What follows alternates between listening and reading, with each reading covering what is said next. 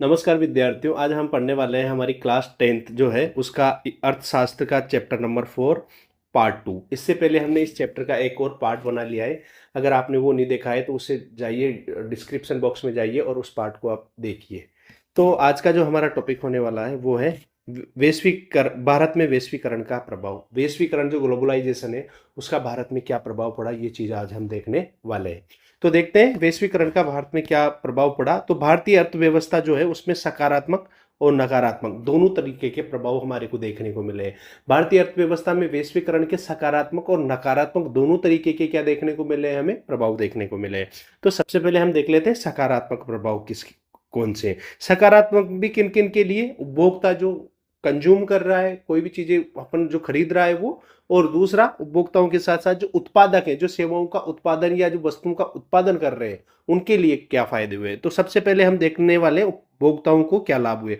उपभोक्ताओं के सामने अधिक विकल्प उपलब्ध हुए हैं। जैसे ही वैश्वीकरण हुआ, इससे क्या हुआ है, उपभोक्ताओं के लिए अनेक क्या विकल्प सामने आए। जैसे भारतीय बाजार में कोई चीज नहीं है तो हम दूसरी दूसरे दूसरे देश से हम उस चीज को खरीद सकते हैं, वहां से मंगा सकते हैं। तो इससे क्या हुआ, विकल्प हमारे सामने आए। जैसे मान लीजिए पहले केवल हमारे पास छोटी बाइकें थी, तो हमने जैसे सैमसंग, सोनी जैसी कंपनियां नहीं थी, तो जो कंपनियां यहाँ पे आई भारतीय बाजारों में, उन्होंने अपने प्रोडक्ट लाए। तो इससे क्या हुआ, हमारे पास क्या देखने को मिला है, हमें विकल्प देखने को मिले हैं।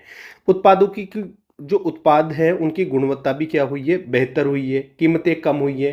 प्रतिस्पर्धा, कंपटीशन के कारण क्या हुआ है, एक तो कीमतें कम हुई है, जो वस्तु है उसकी कीमतें कम हुई है, साथ ही कीमतों के साथ साथ ही जो गुणवत्ता है, जो क्वालिटी है, वो भी इंक्रीज हुई है, बहुत अच्छी हुई है क्वालिटी भी। ठीक है। शहरी क्षेत्रों में धनी वर्ग के लिए जीवन स्तर में सुधार हुआ है। जो शहरी एरिया का के लोग हैं, शहरी क्षेत्र में जो लोग रहते हैं, उनके जो जीवन लाइफस्टाइल है, जीवन स्तर है, लाइफस्टाइल है, उसमें भी क्या हुई है, बढ़ोतरी हुई है, लाइफस्टाइल भी अच्छी हुई है। ठीक है। अब उत्पादकों को क्या लाभ हुआ है, जो उत्पादन कर रहे हैं उनको क्या लाभ हुआ है। तो एमएनसी ने भारत में निवेश बढ़ाया, जिससे नए उद्योग और रोजगार सृजित हुए। जो एमएनसी कंपनियां हैं उन्होंने भारत में निवेश किया। निवेश हमने इससे पहले वाले चैप्टर में देखा था ना।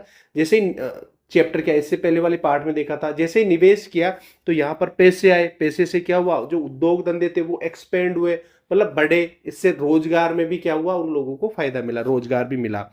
शीर्ष भारतीय कंपनियां जैसे नई प्रौद्योगिकी और उत्पादन प्रणालियां अपनाकर लाभ कमा रही है। भारतीय बहुत सारी जो कंपनियां हैं वो आज के टाइम पे, जैसे अगर हम बात करें तो एआई हो गया, आईटी सेक्टर की बहुत सारी टेक्नोलॉजी काम में लेकर क्या कर रही है, बहुत ज़्यादा लाभ कमा रही है। ठीक है। इनमें कुछ कंपनियां जैसे टाटा मोटर्स हो गया, इन्फोसिस हो गया, स्वयं बहुराष्ट्रीय कंपनियों के रूप में उभरी है। यहाँ तक कि भारत की जो बहुत सारी कंपनियां हैं ना, खुद बहुराष्ट्रीय कंपनियां बनी है। जैसे टाटा को देख लो आप, रिलायंस को देख लो, इन्फोसिस को देख लो, विप्रो को देख लो। ये जो सारी कंपनियां है ना, ये क्या हुआ है, एक देश से ज्यादा देशों में क्या कर रही है, उत्पादन कर रही है, मैन्युफैक्चरिंग कर रही है। सेवा प्रदाता कंपनियां जैसे आईटी, डेटा एंट्री, वैश्वीकरण के कारण बहुत बड़ा लाभ कमा रही है। भारत की जो आईटी कंपनियां है ना, वो बहुत ही ज्यादा प्रॉफिटेबल है, क्योंकि बहुत ही ज्यादा सर्विस प्रोवाइड करवा रही है विदेशों में, अमेरिका, यूरोप, सारी जगह पर बहुत ही ज्यादा मात्रा में ये क्या करवा रही है, सर्विस प्रोवाइड करवा रही है। ठीक है। तो ये अगला देखते हैं अपन, नकारात्मक प्रभाव। नकारात्मक प्रभाव क्या रहा, इससे पहले हमने सकारात्मक प्रभाव देखा, अब देखने वाले नकारात्मक प्रभाव। नकारात्मक प्रभाव की बात करें तो जो छोटे उत्पादक हैं उन पर बहुत ही ज्यादा मार पड़ी है। जो छोटे छोटे उत्पादक उत्पादन करते थे उनके ऊपर बहुत ही ज्यादा प्रभाव पड़ा है। विदेशी प्रतिस्पर्धा के कारण जो छोटे उत्पादक और कारीगर इकाइयां थी वो बंद हो गई, जिससे कई श्रमिक बेरोजगार हो गए। जो छोटी इकाइयां थी, छोटी इकाइयां जो थी, छोटी इकाइयां वो क्या हो गई है, समाप्त हो गई है। ठीक है ना। इससे जो बहुत सारी छोटी छोटी जो छोटे ग्रामीण या छोटे कस्बों में जो कारीगर या जो श्रमिक काम करते थे, वो क्या हो गए, बेरोजगार हो गए। ठीक है। एक तो ये नकारात्मक प्रभाव पड़ा, हानियां हुई। दूसरा, श्रम कानूनों में लचीलापन। देखो, कोई भी कंपनियां तभी आपके यहाँ पर उद्योग धंधे सेटअप करेगी जब आप उनको कुछ रियायतें दो। जैसे इस श्रमिक कानून में ढिलाई कंपनियां चाहती है, तो इसमें क्या होगा, प्रतिस्पर्धा के कारण कंपनियां मजदूरों से लंबे समय तक काम करवाती है और कम वेतन देती है। देखो, बहुत ही ज्यादा कंपटीशन होने के कारण क्या कर रही है कंपनियां, जो है वो एक तो मजदूरों से ज़्यादा काम करवा रही है, मजदूरों के से ज़्यादा काम करवाने के साथ साथ ही और क्या कर रही है, ज़्यादा काम करवा रही है और साथ ही क्या कर रही है, कम वेतन भी वो दे रही है। आ गई बात समझ में। अब देखते हैं, रोजगार की सुरक्षा घट गई है क्योंकि सरकार ने श्रम कानूनों को लचीला बनाया है ताकि कंपनियां आसानी से श्रमिकों को हटा सके। जो रोजगार है वो स्थायित्व नहीं है, रोजगार स्थायी नहीं है। क्यों नहीं है? क्योंकि श्रमिकों के लिए जो श्रम कानून है वो सरकार के ने क्या बनाया है, लचीला बनाया है। साथ ही क्यों बनाया है? ताकि जो कंपनियां हैं वो श्रमिकों को आसानी से हटा सके। अब इससे क्या होगा, जो कंपनियां हैं वो श्रमिकों को आसानी से हटा पाती है। ठीक है, आगे बात समझ में यहाँ तक आपको। अब आगे देखने वाले हैं हम लोग आय में असमानता। जो आय है उसमें क्या देखने को मिल रही है, हमारे को असमानता देखने को मिल रही है।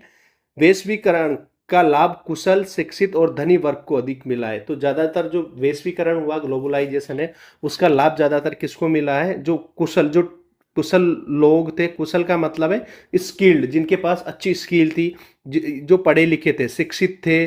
ठीक है ना। इसके साथ ही जो पैसे वाले लोग थे, पैसे वाले लोगों को इसका फायदा क्या मिला है? ज्यादा मिला है। आगे बात समझ में। इनका फायदा इन लोगों को ज्यादा मिला है, जबकि गरीब और जो असंगठित क्षेत्र है, जो गरीब है और असंगठित क्षेत्र कौन से है? जो छोटे छोटे टुकड़ों में या छोटे रेडियो में, जो सड़क के किनारे या जो सही तरीके से संगठित नहीं हो पाए, उनको इन क्षेत्र में क्या मिला है? यहाँ पर जो असंगठित क्षेत्र में जो काम करने वाले जो श्रमिक है, असंगठित क्षेत्र में जो काम करने वाले जो श्रमिक है, उनकी तो हालत और ज़्यादा खराब हो गई है। ये तो क्या हो गए, हाशिए पे चले गए। मतलब इतना ज़्यादा इनका हालत खराब हुई है कि बहुत ही ज़्यादा ये गरीब होते जाए गए। इससे क्या हुआ है कि जो आय की असमानता है, गरीब और गरीब होता गया। ठीक है ना। और गरीब होता गया और अमीर क्या होता गया, और अमीर होता गया। इससे ये हमारे को आय में असमानता देखने को मिलती है। ठीक है। अब न्याय संगत वैश्वीकरण के लिए क्या प्रयास किए जाने चाहिए? न्याय संगत वैश्वीकरण के लिए संघर्ष, कौन कौन से संघर्ष किए जा रहे हैं ये देखने वाले हैं। तो आवश्यकता क्यों है? सबसे पहले तो न्याय संगत वैश्वीकरण की आवश्यकता क्यों पड़ी, कि पढ़ने के पीछे जो कारण है, वैश्वीकरण ने सभी को समान रूप से लाभ नहीं पहुंचाया। हमने देखा कि जो वैश्वीकरण हुआ उसमें जो अमीर और जो स्किल्ड लेबर थी या जो पढ़े लिखे लोग थे, उनको तो अच्छा लाभ पहुंचाया। ठीक है ना। लेकिन सभी को समान रूप से नहीं पहुंचाया। इसलिए एक न्याय संगत वैश्वीकरण की मांग जो सभी के लिए अवसर पैदा करे और ये सुनिश्चित करे कि वैश्वीकरण के लाभों में सबकी बेहतर हिस्सेदारी हो। मतलब यहाँ पर इसलिए जरूरी है कि जो वैश्वीकरण का लाभ है वो सभी को क्या मिले, समान रूप से मिले। तो सरकार की क्या भूमिका है इसमें? वैश्वीकरण को न्याय संगत बनाने के लिए, सही बनाने के लिए, फेयर बनाने के लिए सरकार क्या भूमिका निभा सकती है? तो श्रम कानूनों का प्रभावी क्रियान्वयन सुनिश्चित करना और श्रमिकों के अधिकारों की सुरक्षा करना। सबसे पहले तो जो श्रमिक कानून बनाए गए हैं ना, उनको सही तरीके से इम्प्लीमेंट करना चाहिए। साथ ही श्रमिकों के जो अधिकार है, जो मजदूर है उनके जो अधिकार है उनको भी प्रोटेक्ट करना। ठीक है ना। उनको भी क्या करना, प्रोटेक्ट करना। श्रमिकों के जो अधिकार है उनको भी क्या करना, प्रोटेक्ट करना। छोटे उत्पादकों को उत्पादन में सुधारने, प्रतिस्पर्धा करने के लिए सहायता प्रदान करना। तो सरकार को क्या करना चाहिए कि जो छोटे उत्पादक हैं उनको भी क्या दिया जाना चाहिए, इंसेंटिव वगैरह दिया जाना चाहिए, कुछ रियायतें दी जानी चाहिए ताकि वो भी अपना प्रोडक्शन बढ़ा सके और क्या कमा सके, लाभ कमा सके। आवश्यकता अनुसार व्यापार और निवेश अवरोधकों का उपयोग करना चाहिए। देखो बहुत सी बार क्या करना चाहिए, अपने यहाँ के लोकल लोगों को फायदा पहुंचाने के लिए जो ट्रेड बैरियर है वो काम में लिए जाना चाहिए। ठीक है। विश्व व्यापार संगठन में न्यायपूर्ण नियमों के लिए विकसित देशों से बातचीत करना, WTO या जो विश्व व्यापार संगठन है उसमें बात करना, समान हित हेतु वाले अन्य विकासशील देशों के साथ मिलकर काम करना। देखो समान हित जिन देशों के हैं, जैसे बहुत सारी जो देश विकासशील है, तो उनको आपस साथ में लेकर क्या करना, काम करना। ठीक है। इसके अलावा तो ये हमारा आज का टॉपिक था। आई थिंक आपको समझ में आया हो। अगर समझ में आया है तो लाइक शेयर सब्सक्राइब जरूर करें। और इसका अगर पार्ट फर्स्ट नहीं देखा आपने तो जाइए इस वीडियो का पार्ट फर्स्ट देखिए। Thank you.